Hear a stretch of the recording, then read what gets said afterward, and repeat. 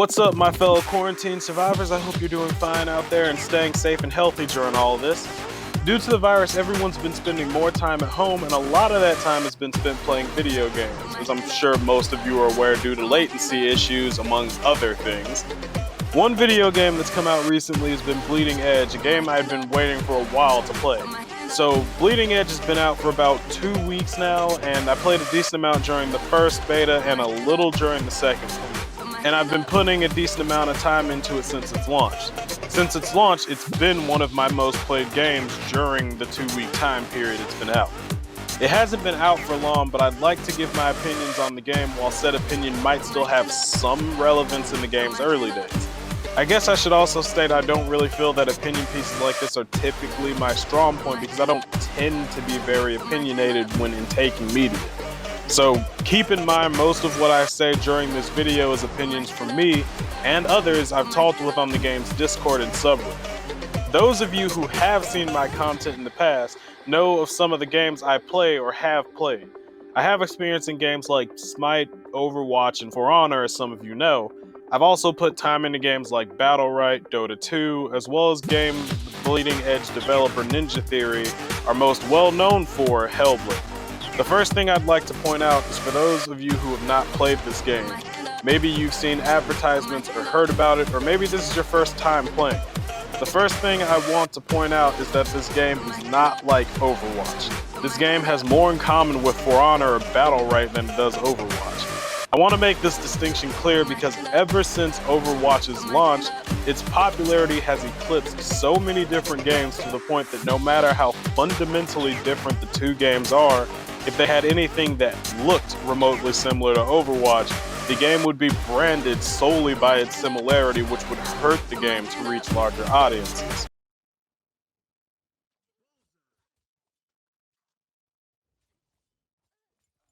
What exactly is Bleeding Edge then? I would describe Bleeding Edge as a hero-centric hack-and-slash battle arena. Bleeding Edge has multiple different characters, each with their own personalities and abilities. If you've played games like Ninja Gaiden, NieR Automata, Devil May Cry, Hellblade, and to some degree For Honor, then you have a good idea of what hack and slash is. The main gameplay is that you'll be stringing together melee combos and abilities to cause damage. Some characters have ranged options or are primarily ranged, but most of the cast use melee defense. Trying to get kills while also doing the objective, if anyone realizes there is an objective in the first place. Deploying protect like kitty. Dude, who gave these toasters a controller and put them on my team? Bleeding Edge is fast-paced, fun, and has a decent amount of personality. This game has a lot of style and it definitely stands out for it. It's got a slight Borderlands feel to it, but it does have a distinct style that feels kind of like an edgy steampunk kind of thing going on. The game is objective-based, despite how people on your team may play, and has 2 game modes as of this moment.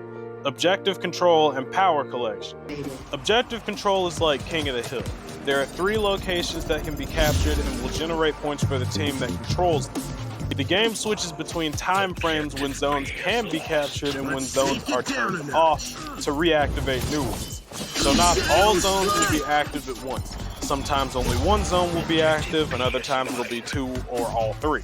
Which means that paying attention to which zones can be captured during each of the phases is important. Power Collection focuses around collection and delivery. At the beginning of the game, there will be some locations where canisters with power cells inside of them will spawn. You break the canisters and pick up the power cell that they drop. You can collect multiple and hold on to them. The next phase is the delivery phase where you have to go to a specific spot to deliver the power cells. As you'd expect, dying while holding power cells will drop all of the ones that you were holding for anyone to pick up. The game's playable characters, called Misfits by Bleeding Edge's canonical leader Demon, are separated into 3 categories: damage, support, and tank. Each of these misfits brings something different to the role that they fill. At the current moment of me writing this, there are 11 playable characters with a 12th one called Meko on the way. Bleeding Edge allows you to change misfits during the game to fit the need of the team or you personally as you see fit. In the damage role, Demon himself is the ninja of the DPS group, which makes him my favorite. He uses mobility and stealth to get into the backline and cause damage to the squishier members of the team. Gizmo is a ranged DPS with a minigun who can place turrets and is best doing her damage from long range. Needhogger is an aggressive DPS who's best for taking care of tankier enemies because most of his abilities do damage based on max health. Mieve is also a ranged DPS who functions somewhat similar to a mage. She's also the most likely to try and take the last hit on a kill to reset her cooldowns. Cass is a hybrid between ranged and melee, and although her raw damage output isn't as high as say Demon or Needhogger, her insane mobility easily makes up for it if played right. In the support role, Miko is a melee support and my preferred healer. Her melee attacks regenerate health for her or a nearby ally with the lowest health, and she also has a standard healing ability. She also has a good variety of supporting abilities like a single target freeze and a dome shield to block projectiles and beams. She's honestly the healer you're going to pick if you're a DPS main who either likes to play healer or has to fill for the sake of the team. There's also one other thing special about Miko. She's extra. Zero Cool is a backline healer who has a persistent healing beam that he can use on an ally. Zero Cool is the healer you play if you like being a wallflower that no one pays attention to. You also must like being the wallflower that dies the second the enemy team decides to pay attention to. Kulev is a healer that has the ability to use buffs and debuffs, placing shields on allies or himself as well as cursing enemies to make them take more damage. Kulev has a decent-sized bag of tricks.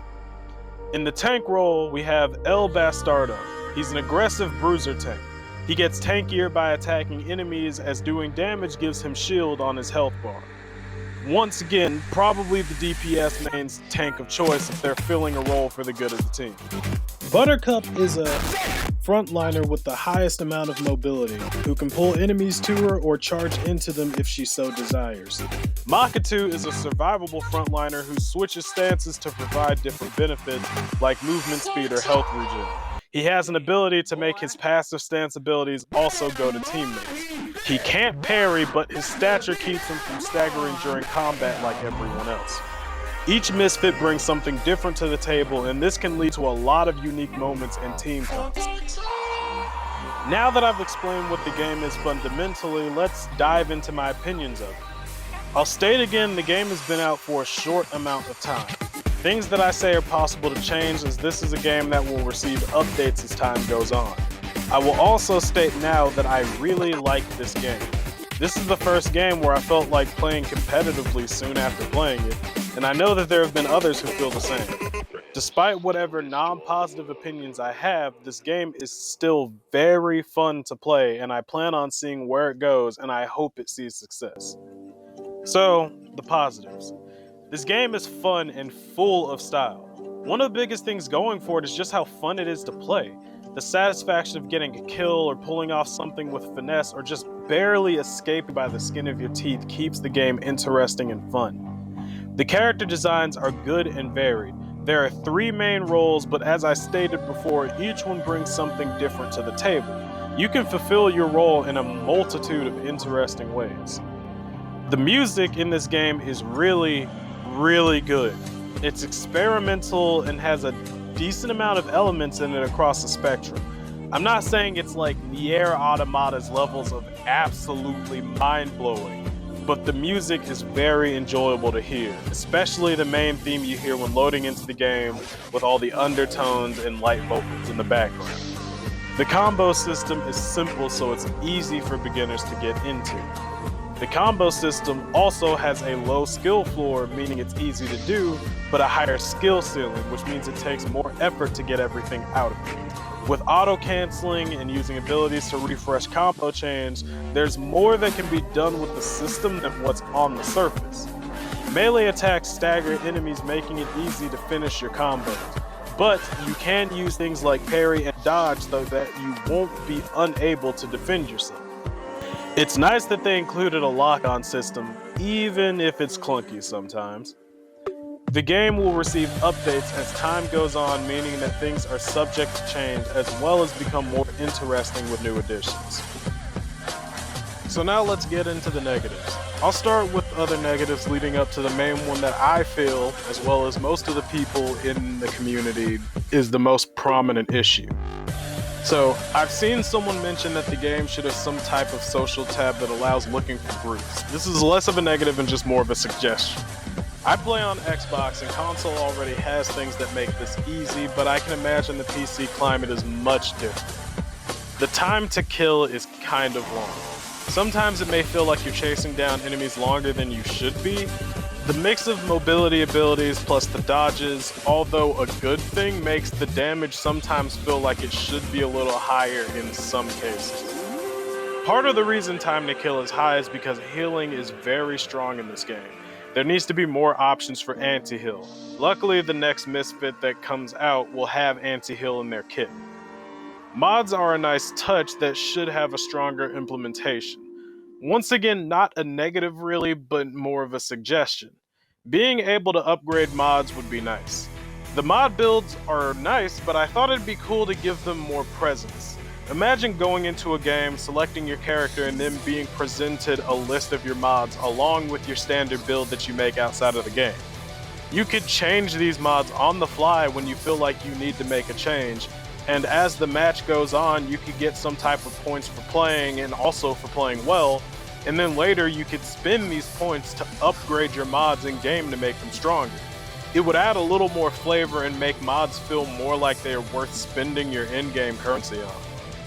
So, the parry is a nice tool, but a lot of people feel like it needs work. I've seen a lot of different things about what others don't like about the parry, one of which is that the parry causes your character to stand still in a game where mobility is very important.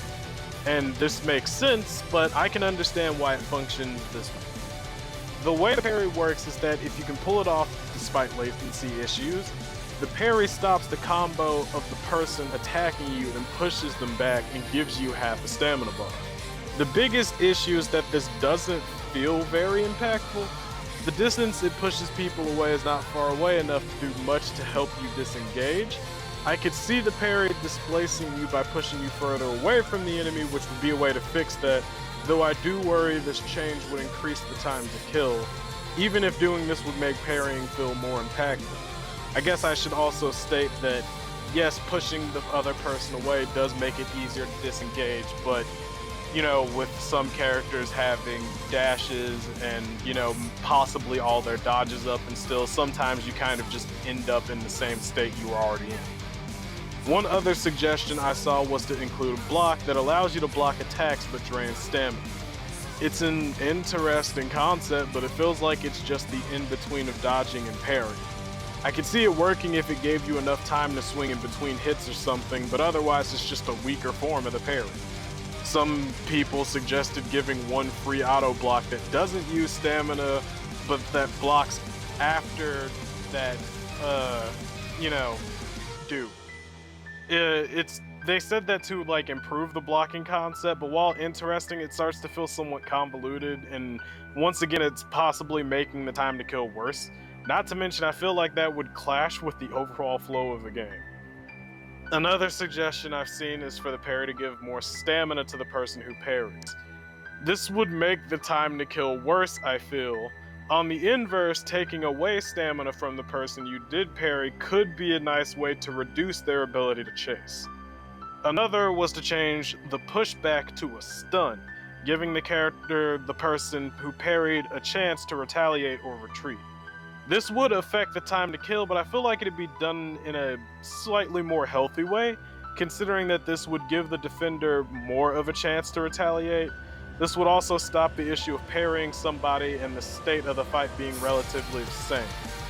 An idea I had when discussing this was that parrying causes a counterattack. Essentially this would, stop their combo and give you guaranteed damage on top of whatever effects the parry would have. Though I do admit this idea is nice in theory, the way the combat is set up in this game, this could easily be abusable. Especially against melee heroes, which make up most of the roster, and I prefer not to create issues for that damage type considering two of my most played people are Demon and Mika. Parrying someone doesn't always change the state of the fight, and may sometimes only delay the pressure. It doesn't guarantee a reset in who's leading the flow of the fight, and if you parry a tank, like say Buttercup or Makatu, their lack of stagger will tend to keep things relatively the same with you on the defensive. That, in tandem with some of the latency issues, makes parrying hard to pull off and sometimes doesn't necessarily feel like it's worth the effort. And to end this mini segment on the parry, I'll say this. Parries are good during 1v1s as a way to stop a combo without using, stamina to dodge out of it. In a team fight, I feel like you can still get hit after a parry if someone else on the opposing team hits you. So it would be nice to take a page from For Honor's book and make the parry work against all attacks within a certain window. There are many different suggestions for doing something with the parry. The way this game is structured, the mechanic is needed, but a lot of people feel like it could use some work to make it feel like it has more impact. The next thing is the opposite side of a positive I said earlier. Earlier I said that the combat was simple, so it's easy for people to pick up. While the combat does have more to it, it's still somewhat simple. If you don't count abilities, the combat is all mapped essentially to one button. Melee characters only repeatedly press one button for melee attacks, while ranged characters for the most part just hold down one button. The only one who doesn't follow this trend is Cass because she's a hybrid between ranged and melee. Now, I'm a Kingdom Hearts fan, so I'm not completely turned off by the idea of pressing one button to win the game.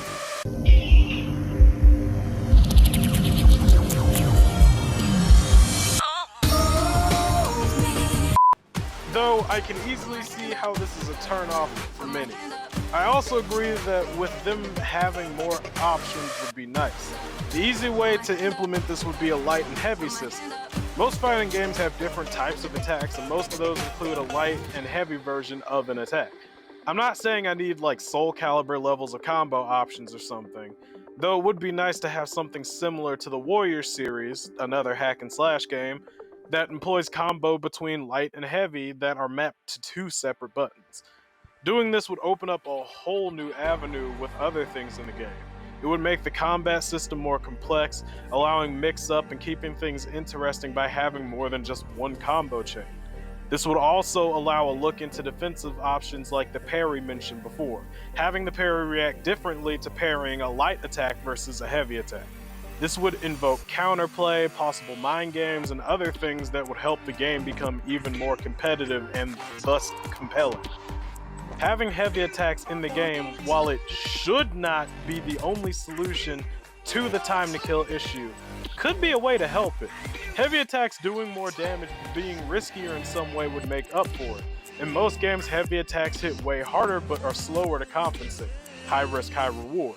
Getting the high reward feels great when it's pulled off, but you don't necessarily feel cheated when you choose to go for that risk and come up short. Each interaction would hold a different meaning and would add more replayability and lasting interest in the game for those who play it. The final negative I have about this game is one that I'm sure most people who've played this game can agree with. The game is lacking content. I originally gave this feedback during the beta. I was not able to find what I had written because it seems like the original thread is missing now. I do remember saying that I felt like the game needed to have more at launch. I even said that I felt like the launch should be delayed until they had more. For instance, I've heard that the next patch there will be a new hero, new skins, and balance changes. That's great and all, but I still feel like it should have been delayed until all these things were out at launch, even if it meant everyone had to wait a little longer. The balance changes aren't as important because those should happen periodically anyway, though the new skins and hero are a separate story. The launch roster has 11 playable characters. While that's fine and not a big problem because 11 is not a terrible starting number, the main issue is that out of these 11 playable characters, 3 were supports, 3 were tanks, and 5 were damage. This is not an even split. If we were sticking to the base number of 11, then 4 damage, 4 supports, and 3 tanks, in my opinion, would have been ideal. 4 damage, 3 supports, and 4 tanks also might have not been bad because there'd at least be more flex room. I know it's often easier to design characters for games like these with a damage perspective in mind, especially for a hack and slash title. The issue is that it stagnates the pool of what people can play. I myself main DPS in almost every game I play. In fact, not even in almost, in every game I play, actually. In RPGs, I love to go the route of stealth DPS archetype. That being said, I tend to second the healing role. In games like Smite, I mainly play DPS, but I do like to play healer from time to time, with Hell and Terra being my favorite healers. In Overwatch, my favorite healer is Ana, with Moira as a second. Wow, I pronounced her name wrong. It's been a minute since I've played Overwatch. But Ana's my favorite healer, and Moira is my second favorite in that role. The issue here is that there are only 3 healers. While all of them are distinct and different, there are only 3 options. My main thing is that I'd like to have another healer other than Miko that I enjoy or have an interest in playing. What if I mained healer but didn't like or wasn't interested by any of the options currently present? The same issue follows for tanks as well. I personally believe that the release rotation for this game should have been to first release a support and then a tank. After that, releasing another damage would have been fine as long as they made sure to release another support or tank afterwards. At this time, they are planning to release a tank. Although I'd prefer another support, and statistically speaking, more people would, because more people like to play support than tank. At least it's adding more diversity to the less fleshed out roles. I know more hero releases will come in time, and I'm patient. If you haven't started playing this game, you'd have time to try everyone out and then have a new character on the horizon, so that'd be a positive for you. Next, I'm going to briefly talk about skins. To be frank, there are not many. I know that if you have the Punk Pack, there are a few extras, but seeing as I was too stupid to download this when I had the option, and it's technically not free, I won't mention it. There are currently not many skins out at the moment, and the ones we do have are just recolors. For those that don't know what that means, it just means that the overall look of the skin is the same, except that some of the colors are different. Some of the recolors I even had to re-look at what the base one was to realize the difference. And although I know it's just personal opinion, only some of these recolors are actually good in my opinion. They're just recolors, so I can't be too upset. But I'd be lying if I wasn't hoping for more, seeing as during the beta the skin section was labeled as coming soon, and I was excited to, see at least more than just 2 recolors per character. We do know that there are more coming to add to the skins and the hero pool, but if we're to expect more additions to both in the next patch, then I feel even more vindicated in my opinion that the game's launch should have been slightly delayed, at least until the next patch where these things were added in. The last part of lacking content I'll bring up is the game mode. Real short and sweet, but there's only 2 game modes. That's enough to tide me over, but it'd be cool if there were modes to get, more modes to get into. Some modes would be easy, like cooldown based modes, random characters upon death, capture the flag, maybe a body swap mode where you switch characters with the person you killed, or they turn into your character when you die, like an infection match or something. Like, some modes would take thought, and I'd really like this game to take its creativity and just make a game mode that only games of its type could do, or that game modes specifically benefit from the game structure. Or, at least something that's different from what you see in most other games. I expect to take this to take a little while, and 2 game modes, while not many, are at least enough for now, though I really hope to see something new added down the line. Also, a custom matchmaker of some sort with an open lobby system so you can join other players' custom games would be amazing, and to be frankly honest, I think it's somewhat necessary.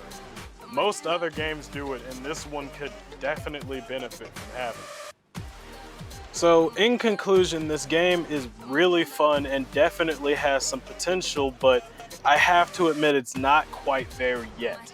I'm not saying that the game isn't good or enjoyable.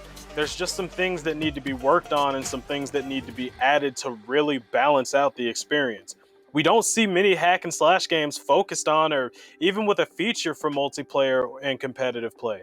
Most hack and slash games like Ninja Gaiden, NieR, Devil May Cry, Bayonetta, Kingdom Hearts, and many more are almost exclusively single player. Hack and slash is one of my favorite genres, so I'd love to see more of it, especially if it has good competitive multiplayer to it, because that will increase the lifespan of the game.